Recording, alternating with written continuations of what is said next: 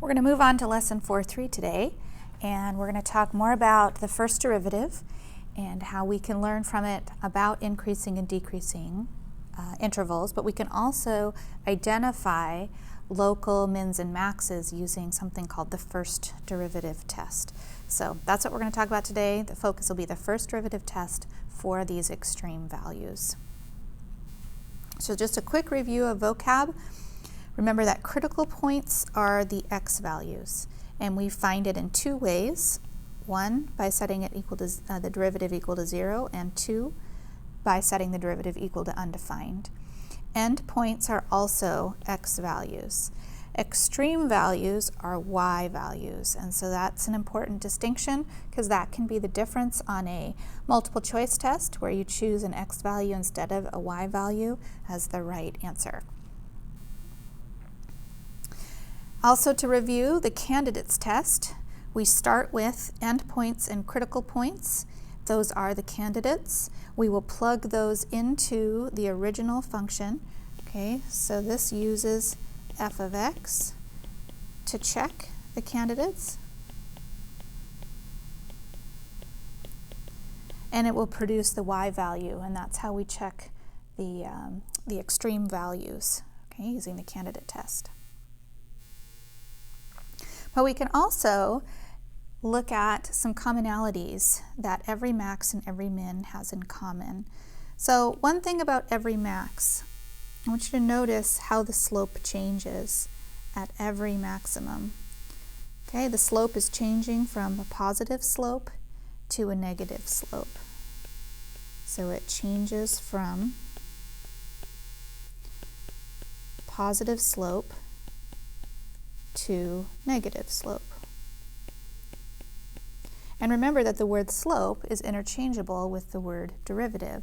So we could also say it's changing from positive derivative to negative derivative. Now similarly, every minimum value has a change as well. Every minimum value is changing from negative slope to positive slope. And again, if we use the synonym for slope, we can say it's changing from negative derivative to positive derivative. Okay, that's a common feature of every max and every min. It's true even at corners and cusps. Okay, changing from positive slope to a negative slope. Changing from a positive slope to a negative slope. Okay, a minimum changing from a negative slope to a positive slope. But where we have a positive slope and then still a positive slope, that's no change. We call that stationary. Okay, it's not an extreme value. The same thing would happen here where we have a negative slope followed by more negative slope, so that would be called stationary as well.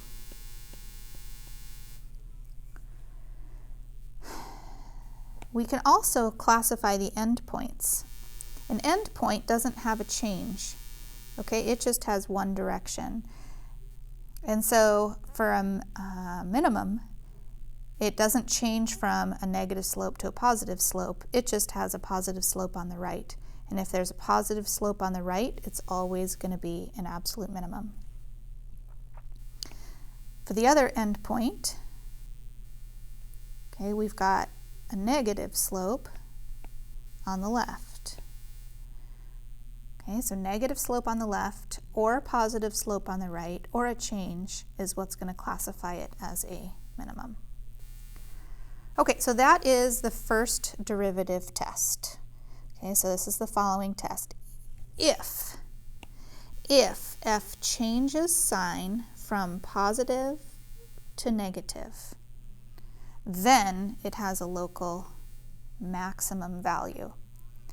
Okay, so if the positive is on the left and the negative is on the right, that's maximum. Positive comes first, max, so that would be classified as a maximum. Positive derivative changing to negative derivative. Positive derivative changing to negative derivative. Doesn't matter if it's a corner or a cusp, it's still the definition of a local max according to the first derivative test. Part 2. If f changes sign from negative to positive, then we have a local minimum. So changing from negative to positive, or on a corner, changing from negative to positive, again, is the definition of a minimum. So if the negative is on the left and the positive is on the right, then that's a minimum. Number 3, if f does not change sign at all, so it has the same sign on both sides, then it has no local extreme value. Okay, you'll hear that called a stationary point, but there is no extreme value. So again, just to summarize, this is a big deal. The presence of a maximum can be detected at a critical point if the derivative changes from positive to negative. And the presence of a minimum can be detected at a critical point if the derivative changes from negative to positive. Okay, so suppose you have a chart that does this. There are 2 times where this chart changes. Okay, this chart changes from negative to positive. So that means we have a minimum at A. The chart also changes from positive to negative. That means we have a maximum at C. Okay, there's no change at B, and so there's no extreme value. So the first derivative test would say, take your endpoints and your critical points and check the derivative value around each endpoint and around each critical point to find the extreme values. So you are checking f prime.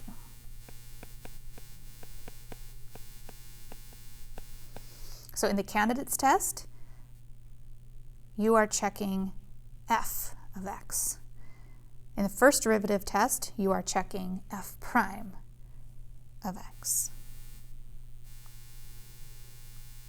Okay, so what are the extreme values of this kinetic function? We've actually worked with this kinetic function before.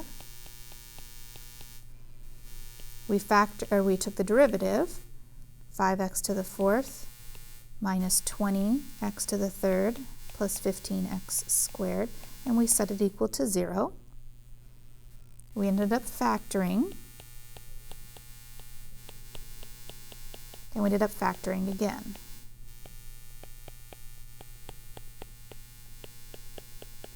And we got critical points at 0, 1, and 3. And we set up our intervals.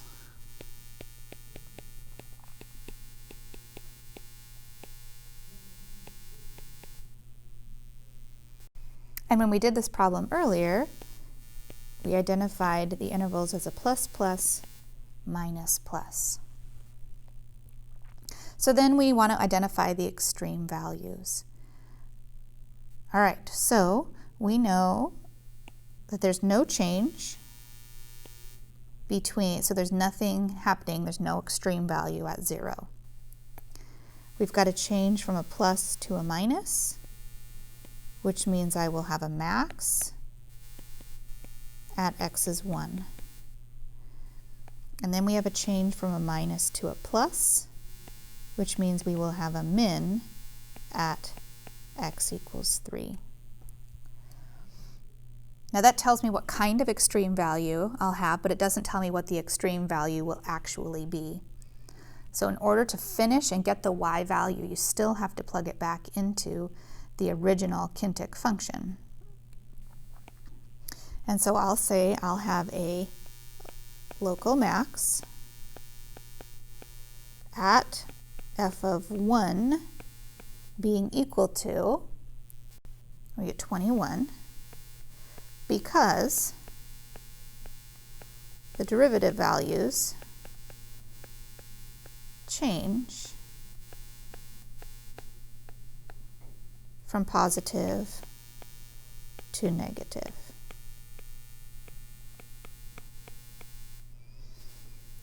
Well, what does that mean? If the derivative changes from positive to negative, it means f of x changes from increasing to decreasing.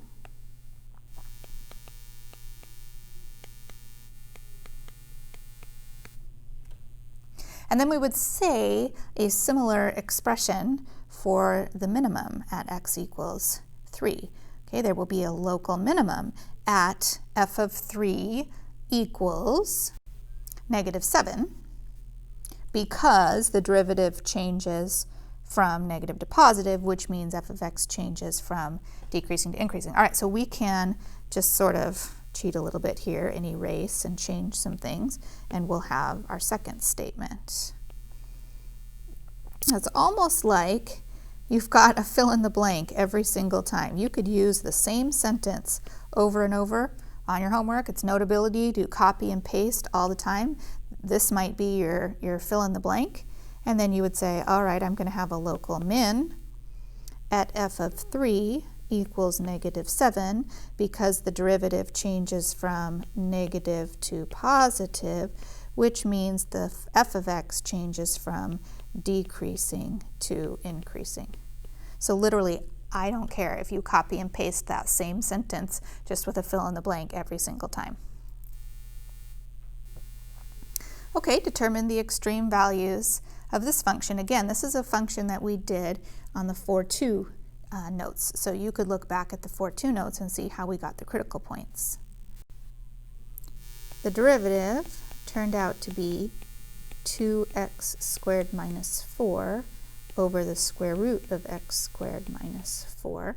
And our critical points were plus and minus rad 2, and our end points were plus and minus 2. And we ended up throwing out these critical points because they're not in the domain.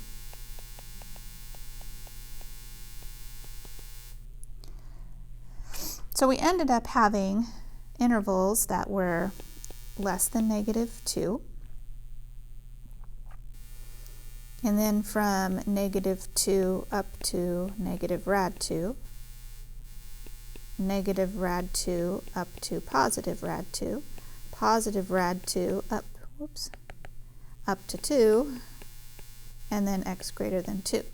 And we end up having a plus and a plus, but all of these are not in the domain. All right, so what does that mean?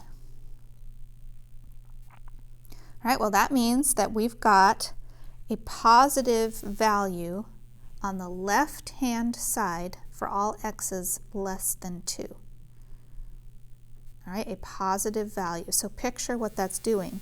That's going a positive value until we get to -2 somewhere. That means we have a max because it's positive on the left.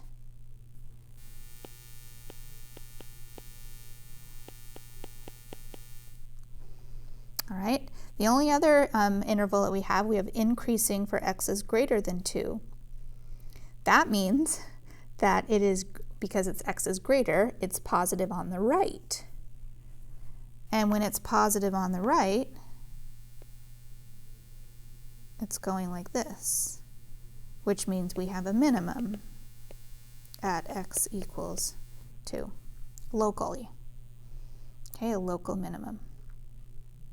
So using our fill in the blank method, we can say we have a local max at f of -2 equals, okay, then you have to plug -2 back in. And when we plug -2 back in, we're going to get 0 because f prime changes, or is, we could say, because there's no change here, positive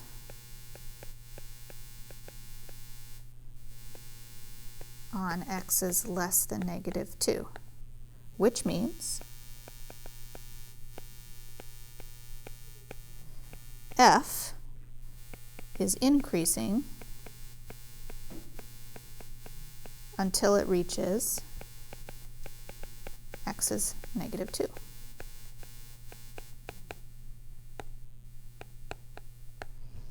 Okay, that is a local maximum.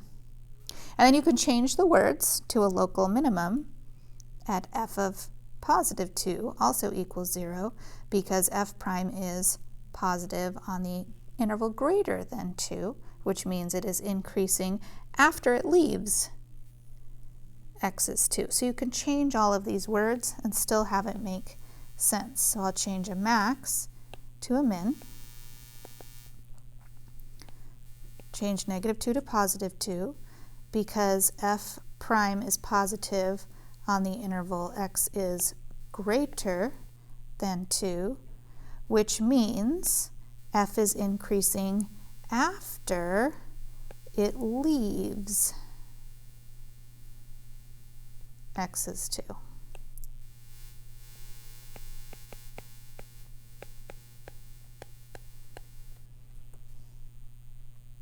Now, if you're curious about what a function like that looks like, okay, you could take a look at this graph, but you'll notice that the graph comes up to negative 2,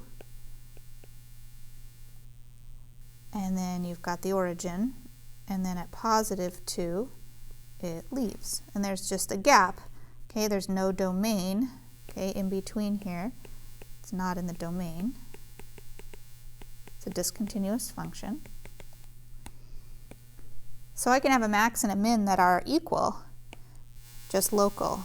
Okay, this is the local max. In its area, nothing else is higher than it. Now it's not the absolute max because we've got values up here that are going to be higher than that, but it's local, and we've got a local min. It's not the absolute min because we've got values that are lower than it, but in its own general area, it is the smallest. Okay, so here's one that we haven't done yet. Use the first derivative test to find the local extreme values and identify any absolutes. Okay, so remember, think about what this looks like. This is a cubic, so have the picture of a cubic in your head. The cubic domain is all real numbers, by the way. Okay, so we're looking at 3x squared minus 27. Set that equal to 0. Factor out a 3. And factor difference of squares. So the critical points are x's, negative 3, and 3. Okay, setting 3x squared minus 27 equal to undefined. When I cross multiply, I don't get any additional critical points. So I don't have any endpoints, and I only have the critical points of negative 3 and positive 3. So x is less than negative 3. And then between negative 3 and positive 3, and then greater than 3. And I want to check f prime because I'm using the first derivative test. So I'm going to choose negative 4 as my sample value. When I plug negative 4 into the derivative, squaring it will give me 16, so that'll be a positive number. I'm going to pick 0 here. That will give me a negative, and then I'm going to pick 4 again, which would give me a positive.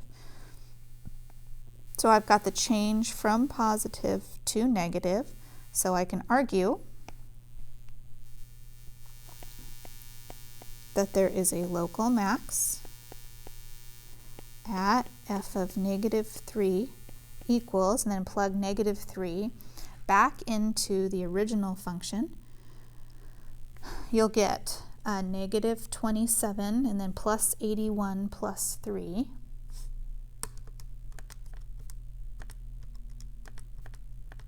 So 57, because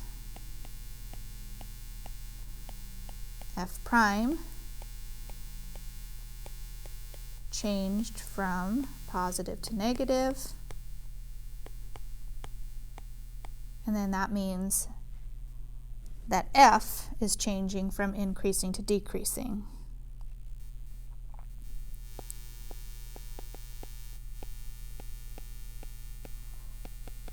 Okay, and then I have a local min at f of 3, and that's because of change from a negative to a positive. The local minimum value, if I put 3 in, okay, that would be 27 minus 81 plus 3, so that's negative 51, because f prime changed from negative to positive,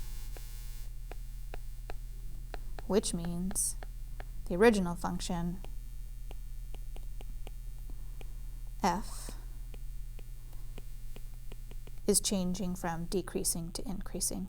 Now, are there any, we are asked to identify absolute extrema. Okay, there are not any absolute extrema because this is the shape of a cubic. And a cubic doesn't have any absolute because we remember the shape of a cubic. Okay, and the domain of a cubic is all real numbers. So there are none. Okay, no absolutes. All right, so that in summary is the first derivative test. Okay, you're citing the presence of a max or a min because of a change in the nature of the first derivative, which indicates a change in the behavior of the original function. Hope this is a good start to your week, and I will see you guys on Tuesday.